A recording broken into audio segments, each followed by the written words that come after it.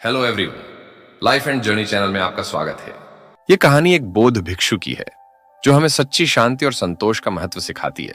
किसी समय की बात है, एक बौद्ध भिक्षु एक गांव से गुजर रहा था। उसने अपने कंधे पर एक थैला टांगा हुआ था और चेहरे पर शांति की आभा थी। गांव के लोग उसे देखकर उसकी सादगी और शांति से प्रभावित होते थे। एक दिन उस भिक्षु ने गांव के बाहर एक पेड़ के नीचे ध्यान करना शुरू किया। तभी एक गांव का आदमी वहां आया और बोला, भिक्षु महाराज, मैंने सुना है कि आपके पास एक अद्भुत ज्ञान है। मुझे बताइए कि कैसे मैं भी आपकी तरह शांति प्राप्त कर सकता हूं। भिक्षु ने उस आदमी की ओर मुस्कुराकर देखा और उसके थैले से एक चमकता हुआ बहुमूल्य पत्थर निकाला।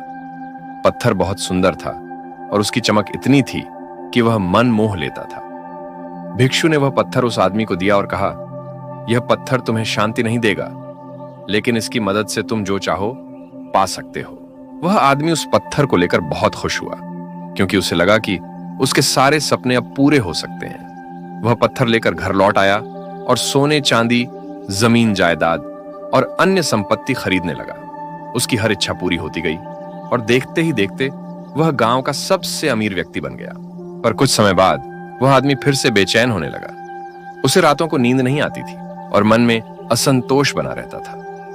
उसे समझ नहीं आ रहा था कि क्यों इतने सारे धन दौलत के बावजूद वह खुश नहीं है।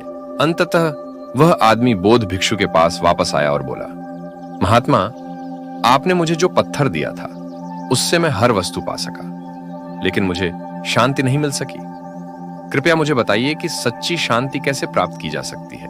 भिक्षु ने मुस्कुराते हुए कहा, शांति बाहरी चीजों से नहीं मिलती, बल्कि वह हमारे अंदर होती है। तुम्हारी बेचैनी इसलिए थी क्योंकि तुमने बाहर के सुखों में शांति ढूंढी। अब इस पत्थर को मुझे वापस कर दो और ध्यान करना शुरू करो। ध्यान से मन शांत होगा और तुम्हें सच्ची शांति का अनुभव होगा।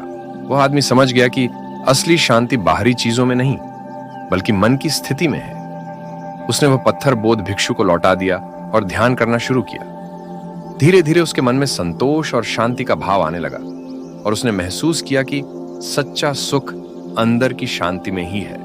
इस कहानी से यह शिक्षा मिलती है कि सच्ची शांति और संतोष बाहरी वस्तुओं में नहीं, बल्कि हमारे अपने मन में ही होती है। दोस्तों, अगर आपको हमारी वीडियो अच्छी लगी हो तो वीडियो को लाइक, शेयर और चैनल को सब्सक्राइब कर दें और साथ में बेल आइकन दबाएं, ताकि ऐसी ही वीडियो की नोटिफिकेशन आपको मिलती रहे। धन्यवाद।